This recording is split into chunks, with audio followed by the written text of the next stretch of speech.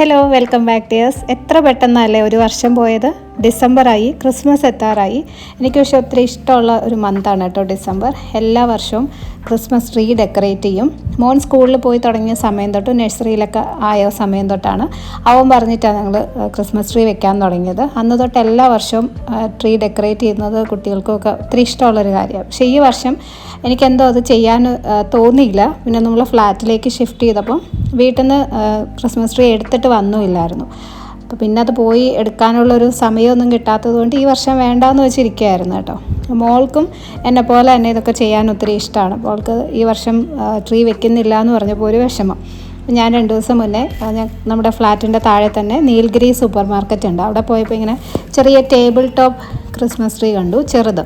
അപ്പോൾ അതൊരെണ്ണം മേടിക്കാമെന്ന് വിചാരിച്ചു, അവളുടെ ഒരു സന്തോഷത്തിന്. ഞാനും മോളും കൂടെ പോയി കുറച്ച് സാധനങ്ങളൊക്കെ മേടിച്ചു. ഒരുപാട് സെലക്ഷനൊന്നുമില്ല, ഉണ്ടായിരുന്നതെന്ന് കുറച്ചൊക്കെ മേടിച്ചിട്ട് വന്നു. ആമസോണിലൊക്കെ ഇതിനകത്ത് ലൈറ്റും കൂടി ഉള്ള കുഞ്ഞ് ഈ ടേബിൾ ടോപ്പ് ക്രിസ്മസ് ട്രീ ഞാൻ കണ്ടിട്ടുണ്ട്. അത് കുറച്ചും കൂടി നല്ലതായിരിക്കും എന്ന് തോന്നുന്നു. കാരണം ഇതിപ്പോൾ തീരെ ചെറുതായതുകൊണ്ട് നമുക്ക് സെപ്പറേറ്റ് ആയിട്ട് ലൈറ്റ് മേടിച്ചിടാനും കുറച്ച് ആ ലൈറ്റ് ഇങ്ങനെ ചുറ്റിയിടാനുള്ളൊരു സ്പേസ് ഇല്ല അതിൽ. അപ്പം അതുകൊണ്ട് അങ്ങനത്തെ ആണെങ്കിൽ കുറച്ചും കൂടി നല്ലതായിരിക്കും. അപ്പം ഞാൻ എന്തായാലും ഉള്ളതൊക്കെ വെച്ച് അഡ്ജസ്റ്റ് ചെയ്തൊരു കുഞ്ഞ് ക്രിസ്മസ് ട്രീ തട്ടി കൂട്ടിയിട്ടുണ്ട്.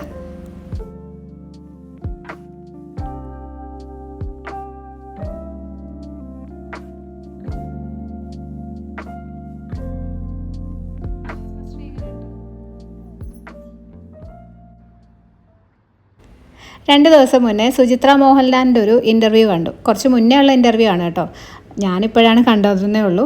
അതിൽ മോഹൻലാൽ ഉണ്ടാക്കുന്ന ഒരു ഡെസേർട്ട് കാണിക്കുന്നുണ്ട്. അത് ഭയങ്കര ഇൻട്രസ്റ്റിംഗ് ആയിട്ട് തോന്നി. സിമ്പിളാണ്, പക്ഷേ നല്ലൊരു കോമ്പിനേഷൻ. അത് ശരിക്കും ബനാന ഫ്ലാംബേ വിത്ത് ഐസ്ക്രീം എന്ന് പറഞ്ഞൊരു ഡെസേർട്ടാണ്. അതിൻ്റെ ഒരു നാടൻ വേർഷനാണ് മോഹൻലാൽ ഉണ്ടാക്കിയിരിക്കുന്നത്. ശരിക്കും ഫ്ലാംബേ വിത്ത് ഐസ്ക്രീം റോബസ്റ്റ പഴം വെച്ച് ചെയ്യുന്നതാണ്. ഇത് ഏത്തപ്പഴം വെച്ചാണ് ഉണ്ടാക്കുന്നത് കേട്ടോ. അപ്പോൾ അതിൻ്റെ തന്നെ ഒരു ചെറിയ വേരിയേഷനാണ് ഞാനിന്ന് ട്രൈ ചെയ്യാൻ പോകുന്നത്. അതുപോലെ തന്നെയല്ല, കുറച്ച് ചെറിയ ചെറിയ മാറ്റങ്ങളൊക്കെ വരുത്തിയിട്ടുണ്ട്. അപ്പോൾ നല്ല പഴുത്ത ഏത്തപ്പഴം വേണം. അതിങ്ങനെ സ്ലൈസസ് ആയിട്ട് അധികം കനമില്ലാതെ കട്ട് ചെയ്ത് വയ്ക്കുക. നല്ല പഴുത്ത പഴം തന്നെ എടുക്കണം കേട്ടോ, എന്നാലേ ആ ഒരു ടേസ്റ്റ് ഉണ്ടാവത്തുള്ളൂ. ഇനി ഒരു പാൻ വെച്ചിട്ട് അതിനകത്തേക്ക് നമുക്ക് കുറച്ച് ബട്ടർ ചേർത്ത് കൊടുക്കാം. ബട്ടർ അല്ലെങ്കിൽ നെയ്യ് ആയാലും മതി, പക്ഷേ ബട്ടർ ആയിരിക്കും ഡെസേർട്ട് ആകുമ്പോൾ കുറച്ചും കൂടി ടേസ്റ്റ് നല്ലത്. അതിനകത്തേക്ക് കുറച്ച് നട്ട്സ് ഇടാം. ഞാനിപ്പോൾ കാഷ്യൂസും ബദാമും ആണ് എടുത്തിരിക്കുന്നത്. ഇഷ്ടമുള്ള ഏത് നട്ട്സ് വേണമെങ്കിലും യൂസ് ചെയ്യാം കേട്ടോ. എൻ്റെ കൂടെ ഉണക്കമുന്തിരിങ്ങയൊക്കെ വേണമെങ്കിലും ഇട്ട് കൊടുക്കാം. നന്നായിട്ടൊന്ന് വറുത്തെടുക്കാം. ഇത് നല്ലൊരു ഗോൾഡൻ കളറിലേക്കൊന്ന് സോട്ട് ചെയ്തെടുക്കാം. ഇതിന് അളവൊന്നും നോക്കണ്ട കേട്ടോ, നമുക്കിഷ്ടമുള്ള അത്രയും എടുക്കാം. ഇനി അതേ പാനിലോട്ട് തന്നെ കുറച്ചും കൂടി ബട്ടർ ഇട്ട് കൊടുക്കാം. നമ്മൾ സ്ലൈസ് ചെയ്ത് വെച്ച ഏത്തപ്പഴം ഓരോന്നായിട്ടിട്ട് ഫ്രൈ ചെയ്തെടുക്കുക. 2 സൈഡും നല്ലൊരു ഗോൾഡൻ കളറിലേക്ക് വരണം. ലോ ടു മീഡിയം ഫ്ലെയിമിൽ വെച്ച് ചെയ്താൽ മതി, കാരണം പഴം വേവണം. വെന്തില്ലെങ്കിൽ ലാസ്റ്റ് കഴിക്കാനൊരു ടേസ്റ്റ് ഉണ്ടാവത്തില്ല. അപ്പോൾ നല്ല പഴുത്ത പഴമാണെങ്കിൽ പെട്ടെന്ന് തന്നെ വെന്ത് കിട്ടും. ഈ ഏത്തപ്പഴത്തിന് പകരം നിങ്ങൾക്ക് വേണമെങ്കിൽ റോബസ്റ്റ യൂസ് ചെയ്യാം കേട്ടോ. ഞാൻ നേരത്തെ പറഞ്ഞ പോലെ ഈ ഫ്ലാംബേ വിത്ത് ഐസ്ക്രീം എന്ന് പറഞ്ഞ ഡെസേർട്ട് റോബസ്റ്റ പഴം വെച്ചാണ് ചെയ്യുന്നത്.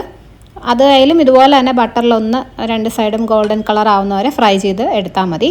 ഇനി ഈ പാനിലോട്ട് നമുക്ക് കുറച്ച് ശർക്കര, ഒരു 2.5 ടേബിൾ സ്പൂൺ ശർക്കര പൊടിയാണ് ഞാൻ ചേർക്കുന്നത്. പൊടി ഇല്ലയെന്നുണ്ടെങ്കിൽ ചീകി എടുത്താൽ മതി. 2.5 ടേബിൾ സ്പൂൺ ആയിട്ടിരിക്കുന്ന അതിനകത്തേക്കൊരു 2-3 ടേബിൾ സ്പൂൺ വെള്ളം ഒഴിച്ചിട്ട് ഇതുപോലൊരു കുറച്ച് തിക്കായിട്ട് തന്നെയുള്ളൊരു ശർക്കര പാനി ഉണ്ടാക്കാം. അതിനകത്തോട്ട് നമ്മൾ ഇപ്പോൾ ഫ്രൈ ചെയ്ത് വെച്ച പഴം ഇട്ട് കൊടുക്കാം. ഈ ശർക്കരയ്ക്ക് പകരം ഹണി വേണമെങ്കിലും ഉപയോഗിക്കാം കേട്ടോ. റോബസ്റ്റ പഴവും ഹണിയും നല്ലൊരു കോമ്പിനേഷനാണ്. അങ്ങനെ വേണമെങ്കിലും ട്രൈ ചെയ്യാം. അപ്പോൾ നിങ്ങൾക്ക് ഇഷ്ടമുള്ള പോലെ. ഹണി ആകുമ്പം ഇത്രയും അളവിൽ വേണമെങ്കിൽ കുറച്ച് കൂടുതൽ ചേർക്കേണ്ടി വരും. അതുകൊണ്ടാണ് ഞാൻ ശർക്കര എടുത്തത്. പിന്നെ ഈ പഴം നമ്മൾ ആദ്യം ഫ്രൈ ചെയ്യുന്ന സമയത്ത് തന്നെ വെന്തിട്ടുണ്ടാവണേ, കാരണം ശർക്കരയിൽ ഇട്ട് കഴിഞ്ഞാൽ പിന്നെ പഴം വേവത്തില്ല. അപ്പോൾ അത് പ്രത്യേകം ശ്രദ്ധിക്കണം. 2 സൈഡും ഇതുപോലെ ഒന്ന് തിരിച്ചിട്ട് ഒന്ന് നന്നായിട്ട് ശർക്കര പഴത്തിൽ കോട്ട് ചെയ്ത് വരണം.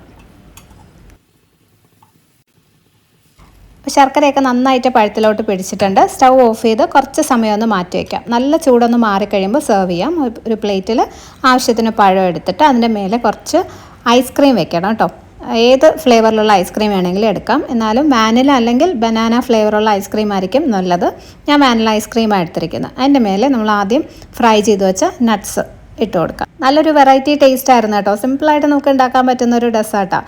പഴവും ശർക്കരയും കൂടെ വരുമ്പോൾ ഒരു ടേസ്റ്റ് നമുക്കറിയാമല്ലോ. എൻ്റെ കൂടെ വാനില ഐസ്ക്രീമും പിന്നെ ബട്ടറിലൊന്ന് ഫ്രൈ ചെയ്തെടുത്ത നട്ട്സും കൂടെയൊക്കെ ആകുമ്പോൾ നല്ല ടേസ്റ്റ് ഉണ്ടായിരുന്നേ. അപ്പോൾ എന്തായാലും നിങ്ങളും ട്രൈ ചെയ്ത് നോക്കൂ. നമുക്ക് അടുത്തൊരു വീഡിയോയിൽ വീണ്ടും കാണാം. Bye dears, thank you for watching.